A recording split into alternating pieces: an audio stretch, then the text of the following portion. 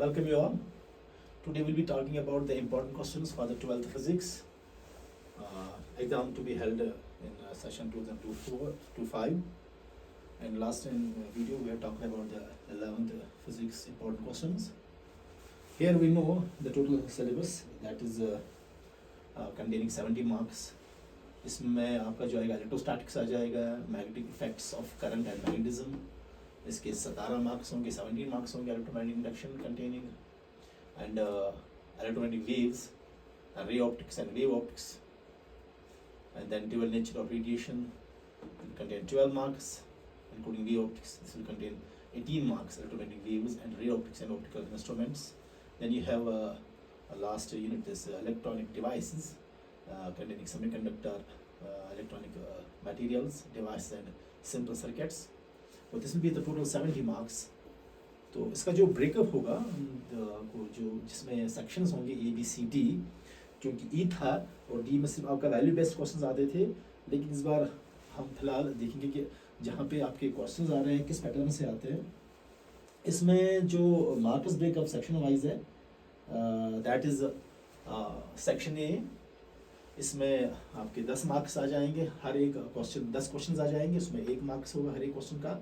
और section B में आपके 9 क्वेश्चंस आ जाएंगे, जिसमें एक क्वेश्चंस के 2 मार्क्स होंगे, कंटेनिंग टोटल 18 मार्क्स. और section C will be also containing 9 questions, and each question will have 3 marks, and you will have total 27 marks. And section B will be containing long answer questions, लेकिन वहाँ पे से 3 ही पूछे जाएंगे. You have 15 marks for that. ये जो 2 portions है question, this section A and section B, this exclusively and completely depending upon your conceptual learning. जितना आपका concept क्लियर है, जितने आपने अच्छी तरह से पढ़ा हुआ है, इस सेशन में हम कोई डिटेल डिस्कशन नहीं करेंगे. इसमें हम ये जितने भी क्वेश्चंस होंगे वो हम सब एक एक करके सॉल्व करेंगे, because they are important questions. और यहाँ पे हमें डिटेल जानने की कोई ज़रूरत नहीं है, but keep in mind that the section A and section B, the questions are given in this 2 sections will be completely based on your conceptual learning, your understanding, your aptitude, your logic and your reasoning. और इसमें कोई भी trick नहीं चलेगी. ये कोई competitive exam नहीं है that you will learn some tricks then you give the answer to that questions. नहीं, यहाँ पे आपको बिल्कुल इन 2 सेक्शंस में आपको बिल्कुल कॉन्सेप्ट्स क्लियर होने चाहिए, रीज़न पता होना चाहिए, लॉजिक पता होना चाहिए, आपका रिएक्शन टाइम भी देखा जाएगा कि कितना क्विकली आप किसी चीज़ को अंडरस्टैंड कर रहे हो और उसको फिर आप रिप्लाई दे रहे हैं. तो ये बहुत इंपॉर्टेंट 2 सेक्शंस हैं, question section 1 A and section B. So now we will be discussing important questions from section B, because section A जो है वो सिंगल मार्क्स क्वेश्चन है, दैट इज ऑब्जेक्टिव टाइप. उसमें कोई इंपॉर्टेंट हम नहीं बता सकते हैं, ना कोई गैस भी कर सकता है. बट हियर जो लास्ट जितने भी सालों से पेपर्स आए हैं, तो उनके हिसाब से एक स्टैटिस्टिकल जो व्यू हम लेते हैं, that on the base of that statistical view we can say कि section B and section C and section D will be containing these questions. The probability of being asked in the coming exam will be this and this, but we can't give any guarantee that these questions will be definitely asked. But as per this routine pattern of papers that we have seen during the last years, these questions are more asked mostly. और question तो questions containing 1 marks, वो तो objective type है, there can be anything. Now what are the important questions that we have in our hands in the case of section B containing 2 marks each? This is simple numerical from current electricity. A wire of resistivity rho is stretched to twice its length. What will be its new resistivity? आपको एक resistivity wire है, उसकी resistivity दी हुई है, और अगर wire को हम ट्वाइस इट्स लेंथ इंक्रीज करेंगे तो वैल्यू ऑफ रेजिस्टिविटी कितना बढ़ेगा. ये इसका टाइम भी उतना ही कम लगेगा, और ये कॉन्सेप्चुअल क्वेश्चन है, जितनी आपकी अंडरस्टैंडिंग लेवल होगी उस हिसाब से आप इसको कर पाएंगे. सिर्फ ये देखना होता है कि क्वेश्चंस को जब आ जाएंगे आपको देखना तो मुझे क्वेश्चन डिमांड क्या कर रहा है, उसी हिसाब से आपने रिप्लाई करना है. इट इज़ नॉट कि आप पूरा जवाब लिखेंगे और आपने रेजिस्टिविटी का पूरा आप जवाब लेके जाएंगे. नहीं, आपको सिर्फ देखना होता है कि वायर का लेंथ चॉइस करना है, और जो रिजल्ट आ जाएगा रेजिस्टिविटी का जो वेरिएशन होगी वो आपको देखना होगा. How does the conductivity of A semiconductor change with the rise of temperature? Semiconductor की कंडक्टिविटी कैसे इंक्रीज हो जाती है with the rise in temperature? तो इसका भी रीज़न लिखना है। जब टेम्परेचर बढ़ेगा तो दिस मोशन बढ़ती है चार्ज पार्टिकल्स की, वो भी एक रीज़न, मतलब आप फिर बाद में इनको वन बाय वन सॉल्व करेंगे, लेकिन यहाँ सिर्फ आपको रीज़न बताना है कि क्यों हो रहा है राइज ऑफ टेम्परेचर से कंडक्टिविटी कैसे बढ़ जाती है। State and explain Biot's law for magnetic field due to a current element, यहाँ पे सिर्फ एक्सप्लेन करना है और स्टेटमेंट लिखनी है बायर्स लॉ की। Define magnetic declaration and magnetic dip, ये भी सिर्फ डिफाइन करना है, इसकी डेफिनेशन लिखनी है। Distinguish step up and step down transformer, यहाँ पे आपको सिर्फ डिस्टिंग्विश करना है स्टेप अप और स्टेप डाउन, चाहे 2 पॉइंट्स ही आपको होंगे या 3 ही पॉइंट्स होंगे, वही काफ़ी है। ये 2 मार्क्स का है, 2 पॉइंट्स काफ़ी है। What is polarisation, what type of waves can be polarised, simply polarisation होती क्या है और किस किस वेव को हम पोलराइज कर सकते हैं, बस। इसके अलावा इसको एक्सटेंड नहीं करना है, जो पूछा जा रहा है उसी का जवाब लिखना है, simple. Sky waves are not used in transmitting TV signals. Why?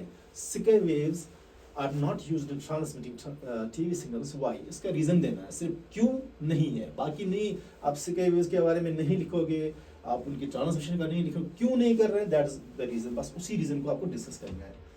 When is the force on a moving charge due to magnetic field maximum and when it is minimum? आपको सिर्फ एक चार्ज पार्टिकल जब electric field magnetic field में डाल देते हैं, obviously उस पर फोर्स एक्सर्ट हो जाता है, जो लॉरेंट्ज़ फोर्स है, उसको इतना ही बताना है वो मैक्सिमम कब होता है, मिनिमम कब होता है। बाकी आपने लॉरेंट्ज़ फोर्स को डिस्कस नहीं करना है, उसको एक्सप्लेन नहीं करना है, उसकी एक्सप्रेशन नहीं लिखनी है, बस इतना ही लिखना है। लॉरेंट्ज़ फोर्स एफ आपको लिखना है, फिर एंगल वेरिएशन किस पे मैक्सिमम होता है, किस पे मिनिमम होता है। और इसी तरह से जो 2 मार्क्स के क्वेश्चन है, इसमें सिर्फ मैं क्वेश्चन पढ़ा जाऊँगा, बाद में हम इनको 1 बाय 1 सॉल्व करेंगे। Distinguish between average value and RMS value of N alternating current, इनके दरमियान फर्क करना है। Can an electromagnetic wave be deflected by a magnetic और इलेक्ट्रिक फील्ड, एक्सप्लेन। क्या हम इलेक्ट्रोमैग्नेटिक वेव डिफ्लेक्ट हो सकता है मैग्नेटिक फील्ड और इलेक्ट्रिक फील्ड के जरिए, अगर हो रहा है तो क्यों हो रहा है।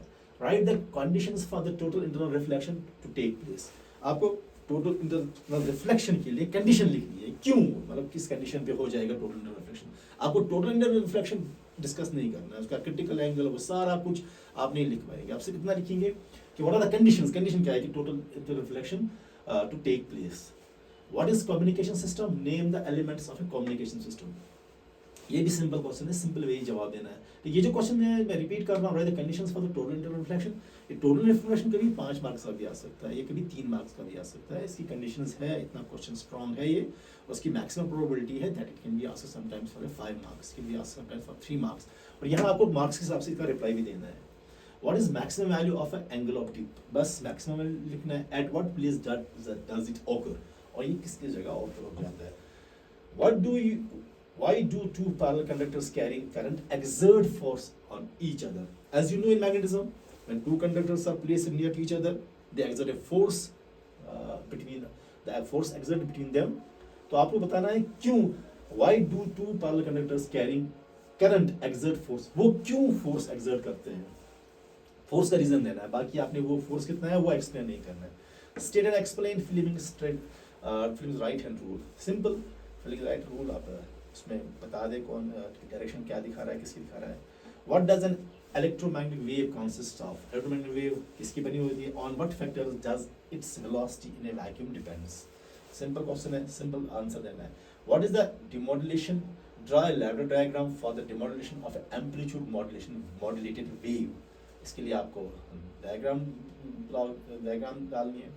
Distinguish between electric potential and potential energy and state the relation between these, और इसके इलेक्ट्रिक पोटेंशियल डिफाइन करना है, फिर इलेक्ट्रिक पोटेंशियल एनर्जी डिफाइन करना है, और उसके दरमियान रिलेशनशिप क्या है वो डिफाइन करना है। Explain why the inductance coils are made of copper, inductance coil जो होती है वो कॉपर ही क्यों होती है, किसी और मटेरियल या किसी और कंडक्टर की क्यों नहीं होती है, सिंपल रीजन लिखना होता है, क्या रीजन हो सकता है। और आपको ये भी दिमाग में रखना है कि 2 मार्क्स है तो उसी हिसाब से लिखेंगे।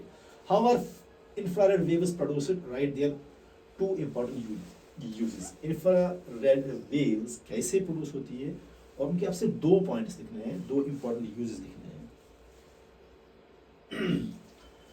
इसके बाद for glass air interference the critical angle is C,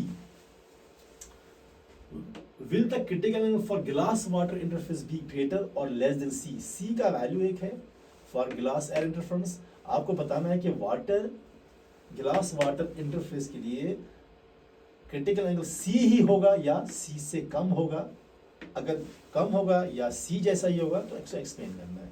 ये 2-3 लाइन में आ जाएगा hardly. Why do we fail to observe the diffraction from a wide slit illuminated by monochromatic light.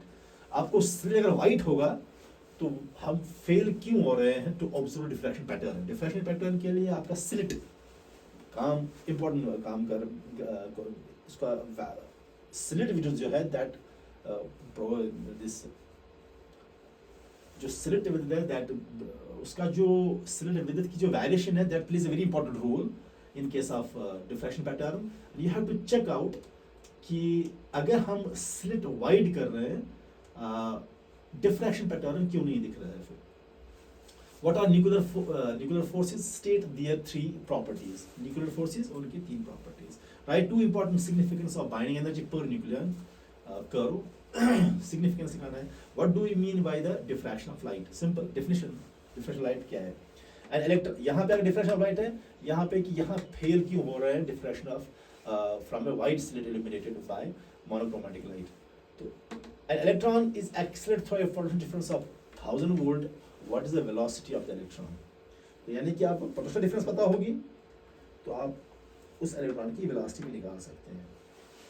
तो एक सिंपल न्यूमेरिकल है। इस टाइप के न्यूमेरिकल्स भी आ सकते हैं, सब्स्टिट्यूशन न्यूमेरिकल्स भी है। इसलिए मैंने ये एक न्यूमेरिकल दी थी ताकि आप अंडरस्टैंड करेंगे किस लेवल के न्यूमेरिकल्स हो सकते हैं 2 मार्क्स। लेकिन न्यूमेरिकल 2 वाले मार्क्स क्वेश्चंस में भी है, न्यूमेरिकल 3 वाले मार्क इस क्वेश्चंस में भी है और न्यूमेरिकल 5 वाले मार्क्स क्वेश्चंस में भी है। सो 3 और 2 जो सेक्शन जिसको हम कहेंगे सेक्शन बी एंड सी, उसमें जो न्यूमेरिकल का तो उसमें न्यूमेरिकल्स के आने के बहुत सारे चांस रहते हैं। 3-4 न्यूमेरिकल्स मोस्टली होते हैं। तो यहाँ पे मैंने एक सब्स्टिट्यूशन न्यूमेरिकल दे दी। तो you have to take in concentration that such type of numericals will be asked definitely. और आपको ध्यान रखना होगा कि सब्स्टिट्यूशन न्यूमेरिकल्स कैसे हम सॉल्व करेंगे, क्योंकि 2 मार्क्स क्वेश्चंस में आपका न्यूमेरिकल सब्स्टिट्यूशन टाइप का होगा। ड्रा बाइंडिंग एनर्जी करो एंड डिस्कस इट्स सिग्निफिकेंस। यहाँ पे भी सिग्निफिकेंस आया हुआ है और यहाँ पे भी सिग्निफिकेंस आ रहा है बाइंडिंग एनर्जी करो का। What are the drawbacks of Rutherford atomic model.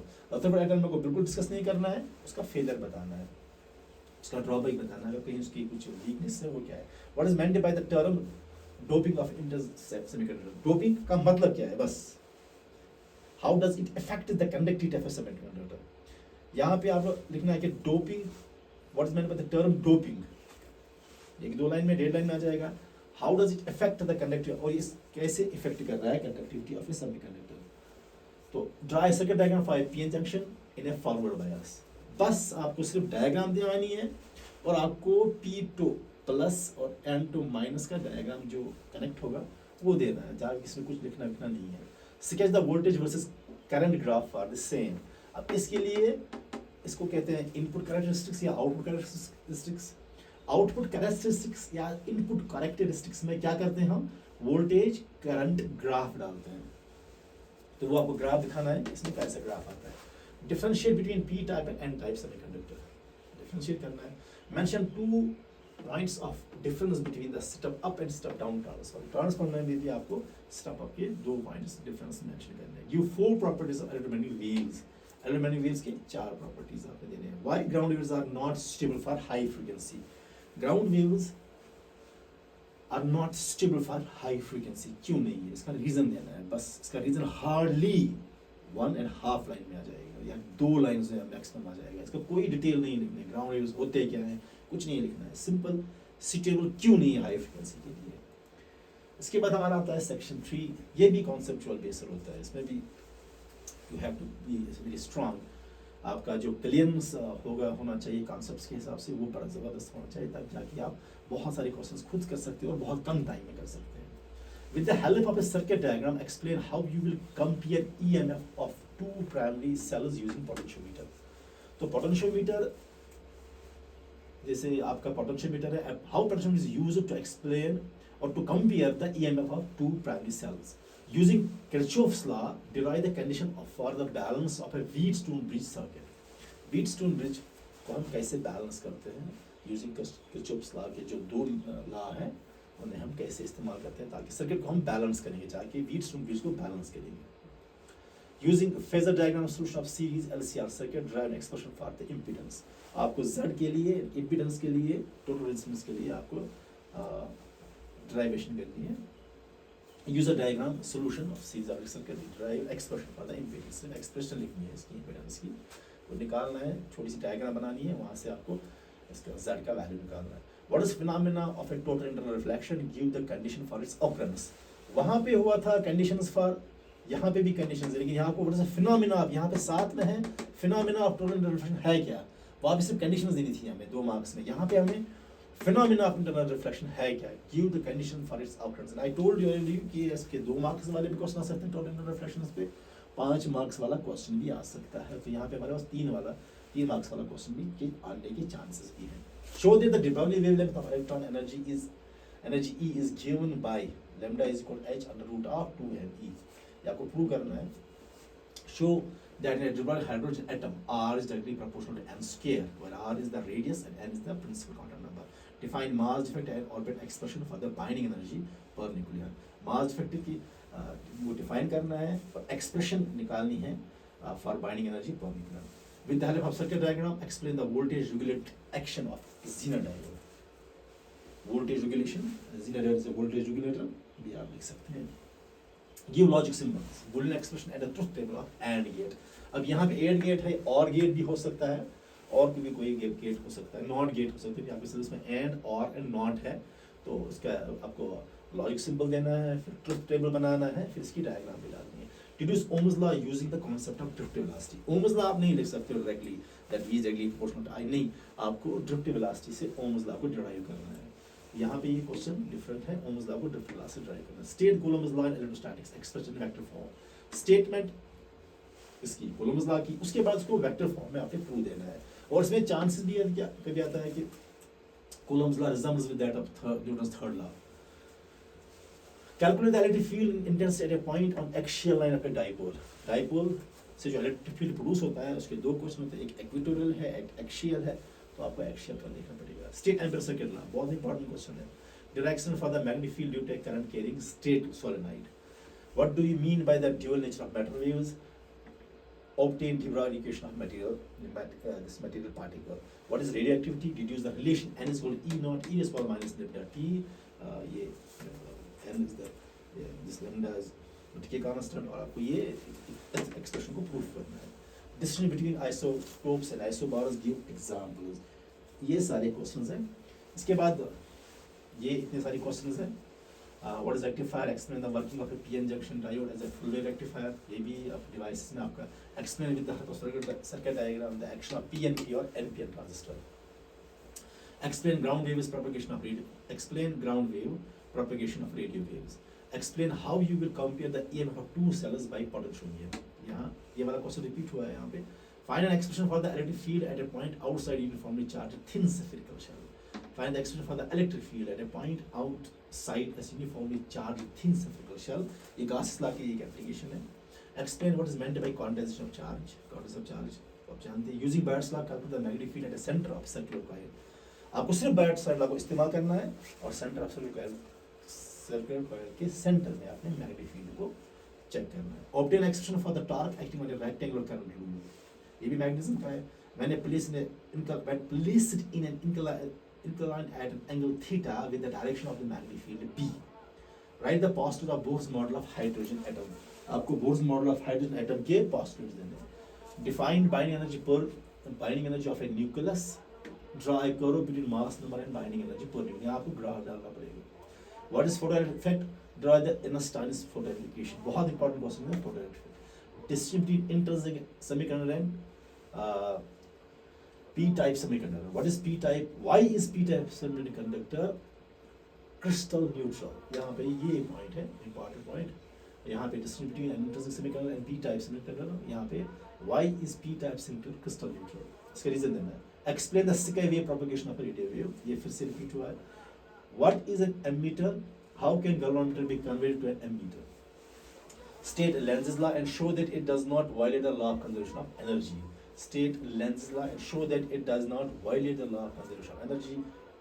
Lenz's law और फिर प्रूव करना है conservation law। Calculate the de Broglie equation of for a material particle, ये भी फिर से आया। On the base of Bohr's atomic model find expression for the radius of nth orbit of an hydrogen atom, ये भी आप देख सकते हैं। Explain forward and reverse bias characteristics of a curve of p-n junction. No two electron lines of a force can cross each other. Explain with the diagram. यहाँ पे आप पता है कि properties of electron line, field lines आप पढ़ते हो properties, उसमें एक property आती है कि they cannot intersect. आपको ये बोलना है why they cannot intersect each other. State Ohm's law and derive relation J is equal to this current density is equal to electric field. This is conductivity. What is AC generator? State its principle, name the main components of AC generator. What are the current sources? Why two independent constants cannot be current? Derive relationship for a magnifying power of a telescope in normal adjustment. Magnifying power और resolving power resolution ये आपको telescope और microscope में आ जाएंगे. What is nuclear fission? ये example to illustrate what is importance of fission phenomena. Importance of fission, एक तो fission phenomena लिखना है, मतलब fission है क्या, उसके बाद इसकी importance क्या है. Relation between current and difference. क्या क्वेश्चन आता है, I is equal to NEAVD, वो भी एक prove I is equal to NEAVD, ये भी क्वेश्चन है. Still and explain Faraday's law of automatic induction. Simple दो laws है. Define scattering applied. Why scattering will आपने 10th में भी पढ़ा होगा. Define scattering की वजह से. Write down the postular Bohr's model of hydrogen atom. उसके postular सारे बोलने हैं, कौन सा postular बोलने दिया. Draw the block diagram of a data transmission and data reception. अब ये जो है ये important question for section D 5 marks, लेकिन इसमें सबसे बड़ी बात है अगर आपको 5 मार्क्स से क्वेश्चन आते हैं, ये आप कहेंगे कि इतने ज़्यादा क्वेश्चन है, लेकिन इन 5 मार्क्स में आप 3 वाले भी निकाल सकते हो, 2 वाले भी निकाल सकते हैं, लेकिन 2 मार्क्स वाले क्वेश्चन और 1 वाला मार्क्स क्वेश्चन जो है यानी कि सेक्शन ए और सेक्शन बी, उसमें जितना कॉन्सेप्ट आपका अच्छा है, क्लियर है, उतना आप उसको खुद ही आंसर दे सकते हैं, तो आपको डिराइव नहीं करने की ज़रूरत नहीं है। लेकिन आप 5 वाले जो मार्क्स वाले क्वेश्चन सेक्शन डी हैं, इनसे हम 3 वाले मार्क्स बना सकते हैं। क्वेश्चन की नव्यत देखनी होती है, क्वेश्चन किस पैटर्न का है, क्वेश्चन क्या डिमांड कर रहा है, उतना ही लिखना है। आपका कोई क्वेश्चन आपको याद है, वो 3 मार्क्स का है, आपने उसको जैसे आपने using Gauss's law prove the electric field at a point due to uniformly charged infinite plane sheet, तो आप इसको फिर उतना ही, अगर आपकी 3 मार्क्स का पूछा गया है तो आप उतना ही लिखेंगे कि जितना आपने 5 मार्क्स के लिए याद किया है। ऐसा नहीं है, आपने इसमें देखना है कि मुझे क्या पूछा जा रहा है और उसी का सिर्फ टू द पॉइंट आंसर देना, ताकि उससे आपका टाइम भी बच जाएगा और आप एक्यूरेसी भी आप गेन कर सकते हैं। तो गॉसेस लॉ की एक एप्लीकेशन है कि थिन शीट से आपको इलेक्ट्रिक फील्ड चेक करना है और आपको यहाँ पे ये भी बताना है कि independent of distance from it, ये भी एक इसका रीज़न है कि इंडिपेंडेंट क्यों है, क्योंकि आपकी जो लास्ट में रिलेशन आ जाएगी वो खुद ही दिखा रहा है it's independent of the distance from it. How is the electric field directed if the sheet is positive charge negatively charge, आपको बताना है कि फील्ड किस दिशा में होगा, किस डायरेक्शन में होगा। अगर शीट जो है वो पॉजिटिव चार्ज है, अगर नेगेटिव चार्ज है तो फिर फील्ड किस डायरेक्शन में होगा, फील्ड की डायरेक्शन भी देनी है आपको, डिपेंड करता है कि आप शीट पॉजिटिव ले रहे हैं या नेगेटिव ले रहे हैं। State explain Coulomb's law in vector form hence define unit, ये आ गया था वो कूलम्ब्स लॉ, यहाँ 5 मार्क्स में आ गया, यहाँ पे आपको यूनिट भी डिफाइन करना है। What is parallel capacitor, derive expression for its capacitance, parallel capacitor बहुत इंपॉर्टेंट क्वेश्चन है। इसी capacitance derive expression for the capacitance when dielectrics is slab is introduced between the it's 2 plates, और plates जो parallel capacitor है उसमें हम कभी vacuum रखते हैं, कभी डायरेक्ट मटेरियल डालते हैं, तो आपको एक्सप्रेशन करनी है कैपेसिटेंस की जब आपने इंट्रोड्यूस किया है dielectric between the 2 plates. Discuss the principle concept working of a moving coil environment, most important question this moving coil environment. What is dia ferromagnetism material, ये सबसे ज़्यादा इंपॉर्टेंट क्वेश्चन है, मैग्नेटिज्म में बहुत बार पूछा गया है। व्हाट इज डायरा, आप देखें क्लास के पेपर्स हर बार ये पूछा गया है, बहुत इंपॉर्टेंट क्वेश्चन है। और ये प्रिज्म फार्मूला प्रूव करनी है और रिफ्रैक्शन थ्रू ए प्रिज्म और फिर प्रूव करना है mu equal sine A plus delta M by 2 divided sine of A by 2, और define fringe width, derive expression for the fringe width with interference. यहाँ पे आप फ्रिंज विड्थ को बताना है कि फ्रिंज विड्थ होती क्या है, derive expression for fringe width के लिए फार्मूला जो है वो क्या है, using Ampere's law derive expression for the magnetic field due to infinite long straight conductor. आपको एम्पियर्स, वहाँ क्वेश्चन था एम्पियर्स लॉ है क्या, यहाँ पे एम्पियर लॉ को यूज करना है, यहाँ एम्पियर लॉ की एप्लीकेशन है, फिर जाके एक्सप्रेशन ड्राइव करना है for magnetic field due to long straight conductor. State explain Faraday law of induction show that, तो यहाँ पे आपको ये प्रूव करना है E = -d∅dt change in flux. What is optical fiber? Discuss how it is used to transfer light beam from one place to another place without a loss in intensity of light. यहाँ आपको reason भी देना है, without loss without the loss in intensity of light, how it can be used to transmit light from a one place to another place. What are its uses? आपको फिर uses भी लिखना है. ये 5 मार्क्स का क्वेश्चन है, तो 3-4 parts बीच में रहेंगे. State Huygens principle. What is the principle? Huygens principle. With the help of this principle, derive the law of refraction and refraction. इसके ये जो प्रिंसिपल है, इससे आप रिफ्रैक्शन को भी प्रूव कर सकते हैं और रिफ्लेक्शन को भी प्रूव सकते हैं. यहाँ दोनों का रिफ्लेक्शन ही लेकिन यहाँ रिफ्लेक्शन होना चाहिए, यहाँ रिफ्रैक्शन होना चाहिए. इससे हम दोनों प्रूव कर सकते हैं. तो एक अब पूछा जाएगा, एक तो ये प्रिंसिपल पूछा जाएगा, उसके बाद आपको प्रूव करना है इस प्रिंसिपल को लेकर या तो रिफ्लेक्शन या तो रिफ्रैक्शन. अब यहाँ पे भी गाउस लॉ की एक और इस शीट का एप्लीकेशन पार्ट है. Define capacitance, derive expression for the capacitance of parallel plate capacitor, explain principle of capacitor. यहाँ पे A पार्ट है, इसके साथ B पार्ट हो सकता है. यहाँ पे कैपेसिटेंस के लिए आपको एक्सप्रेशन ढूंढनी है. वहाँ पे आपको जब डाइलेक्ट्रिक इंसर्ट करते हैं बिटवीन टू प्लेट कैपेसिटर्स, तब जाके एक्सप्रेशन, यहाँ पे कैपेसिटेंस कैपेसिटर की एक्सप्रेशन निकालनी है और उसका प्रिंसिपल बताना है. Direction for the average power of AC circuit. How you differentiate between average power and virtual power. यहाँ पे आप एवरेज पावर और वर्चुअल पावर को कैसे डिफरेंट. यहाँ पे virtual, what is virtual power 1 marks का भी आ सकता है. What is average power 1 marks का भी आ सकता है. तो यहाँ से 1 मार्क्स 2 मार्क्स से क्वेश्चन निकल सकते हैं. Describe briefly theory of transformer, explain copper loss, iron loss and hysteresis loss in it. ये 3 चीजें जो हैं, ये 2 मार्क्स से भी आ सकते हैं, ये 3 मार्क्स के भी आ सकते हैं. तो आपको पता होना चाहिए कि कॉपर लॉस क्या है और आयरन लॉस क्या है. Stating the assumptions made and convention of sign used, derive the Lensmaker's formula for a thin lens. और Lensmaker's formula बहुत इंपॉर्टेंट क्वेश्चन है, जहाँ तक मेरा ख्याल है हमेशा पूछा जाता है और मे बी फ्यूचर के भी चांसेस है. और ये प्रिंसिपल फिर से है.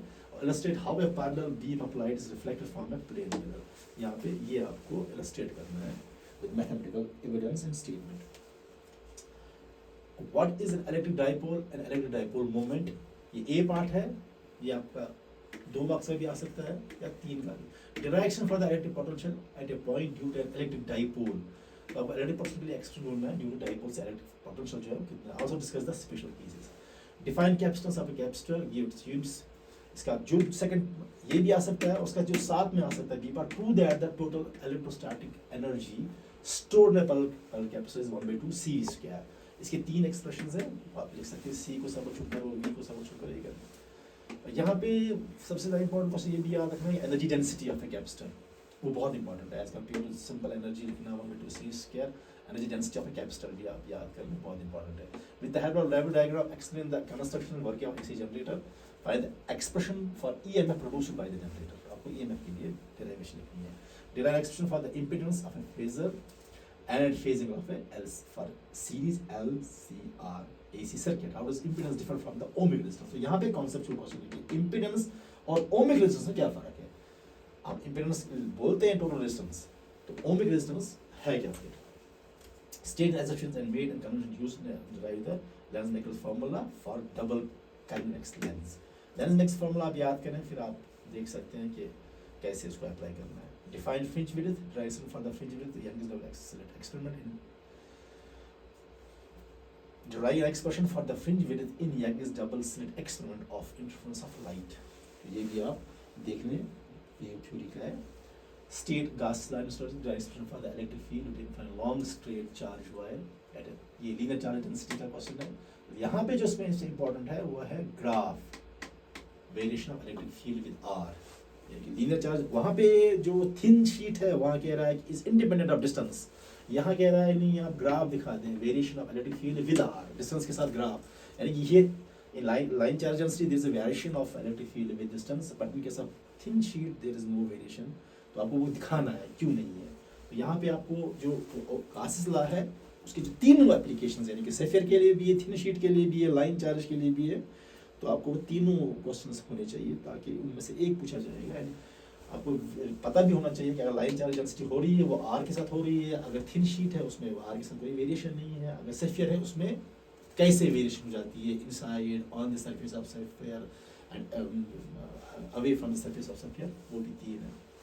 व्हाट इज कैपेसिटर, ये भी फिर से रिपीट हुआ है, लेकिन इसमें एक क्वेश्चन है कैपेसिटर वाला आएगा. व्हाट इज कैपेसिटर, कैपेसिटेंस भी, लेकिन यहाँ पे आपको C1 C2 C3 capacitance connected in series and parallels, ये भी सॉल्व करना है. What is magnetic dipole and magnetic field intensity to accelerate for the torque acting on a bar placed in a uniform magnetic field. यहाँ पे electromagnet नहीं है, यहाँ bar magnet है.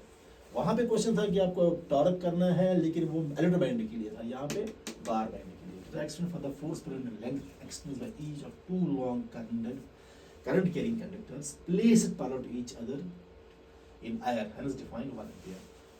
Force between two parallel conductors कितना है वो expression discuss करना है, और वहां से हम एम्पियर भी डिस्कस करते हैं. What is interrupt of light, it is a condition for the canister district difference of young plus experiment. What is compound microscope, microscope और टेलीस्कोप आप दोनों लेके चलें. रिजॉल्विंग पावर, उनका रेजोल्यूशन सारा जितना भी है, उनका डायग्राम सब कुछ होना चाहिए. State Biot Savart's law transition for the magnetic field at the centre of the wave, ये भी आया हुआ है, ये है. इन क्वेश्चंस को लेके आप चलें, लेकिन कीप इन माइंड फिजिक्स और मैथमेटिक्स में कोई भी ट्रिक नहीं चलती है. आई डोंट नो कि आजकल बड़े ट्रिक्स की बात चल रही है, बट कीप इन माइंड कि फिजिक्स और केमिस्ट्री में कोई, फिजिक्स और मैथमेटिक्स में एटलीस्ट ट्रिक पे यकीन ना करें. इसमें आप मैकेनिज्म अंडरस्टैंड करने की कोशिश करें. मे बी थोड़ा टाइम लगेगा मैकेनिज्म को समझने के लिए, but in the long run that will help you a lot कि ट्रिक्स को आप अवॉइड करने की कोशिश करें. लेकिन 2 मार्क्स और 3 मार्क्स क्वेश्चन है वो कंसेप्चुअल बिल्कुल है. Thank you very much.